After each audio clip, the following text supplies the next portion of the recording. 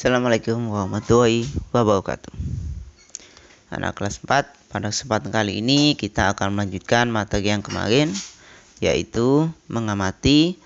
Kita akan mengenal kehidupan kata. Ya, jadi kita akan mengamati keseluruhan tentang kehidupan kata, di mana di sini ada suatu cerita di mana Edo melewati suatu kolam kecil yang ditinggali beberapa ekor kata. Perhatikan.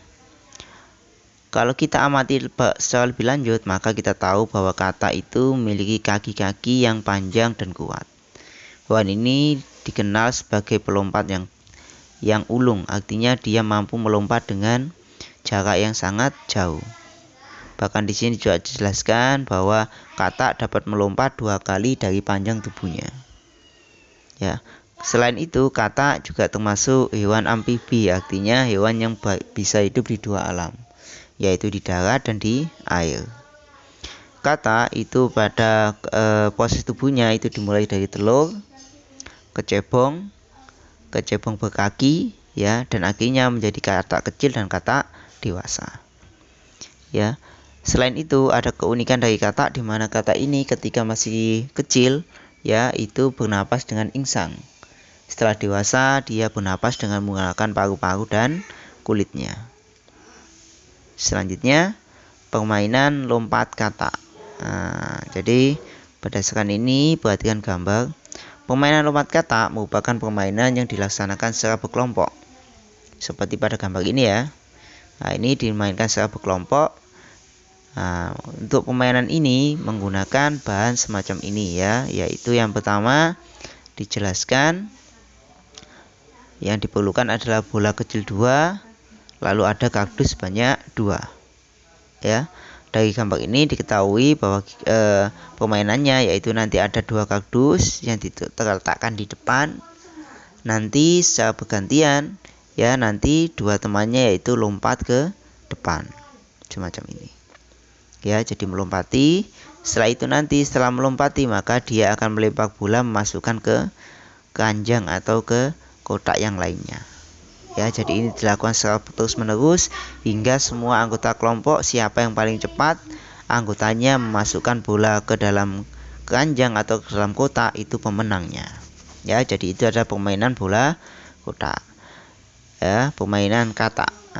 Bahannya diperlukan tentunya ada bola kecil 2, lalu ada kardus sebanyak 2 dan ditambah 1 keranjang, ya, di sini keranjangnya. Selanjutnya yaitu kita akan mengenal tubuh burung dan fungsinya. Ya. Jadi perhatikan gambar. Burung itu memiliki beberapa organ tertentu. Yang pertama adalah bagian paru. Yang kedua adalah bagian mata. Yang kedua adalah bagian sayap. Yang ketiga adalah bagian ekor. Yang keempat adalah bagian cakar. Dan yang kelima adalah bagian mata. Tentunya bagian-bagian ini memiliki fungsi masing-masing atau fungsi yang berbeda. Contohnya untuk paru yaitu untuk makan. Yang kedua adalah sayap untuk terbang. Yang ketiga adalah ekor. Ekor ini digunakan untuk navigasi, ya, ketika terbang. Yang keempat adalah kaki atau cakar yang fungsinya untuk bertengger. Dan yang kelima, mata, fungsinya untuk melihat baik ketika terbang maupun ketika bertengger di suatu dahan. Berdasarkan penjelasan saat, silakan nanti kalian tuliskan fungsi dari masing-masing bagian tubuh burung tersebut. Tuliskan dengan rapi. Oke, selanjutnya yaitu membedakan laba-laba dan kumbang. Laba-laba dan kumbang itu tentunya 2 hewan yang berbeda jenis. Kalau kita amati pada gambar, nanti tolong kalian lengkapi, maka nanti kalian akan mengetahui apa perbedaan dari keduanya.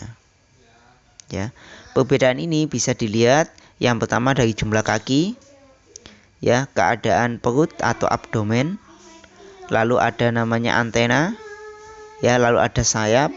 Nah, itu adalah jenis-jenis perbedaan yang bisa kalian amati dari 2 jenis hewan ini. Ya. Berdasarkan itu nanti kalian bisa membuat atau melengkapi tabel perbedaan yang ada di buku paket kalian, yaitu terkait dengan jumlah kaki, jumlah sayap, jumlah mata, dan ciri-ciri lainnya. Nanti kalian juga bisa membuatnya menjadi diagram Venn semacam ini.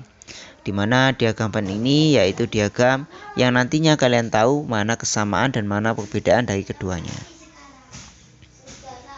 Oke, demikian.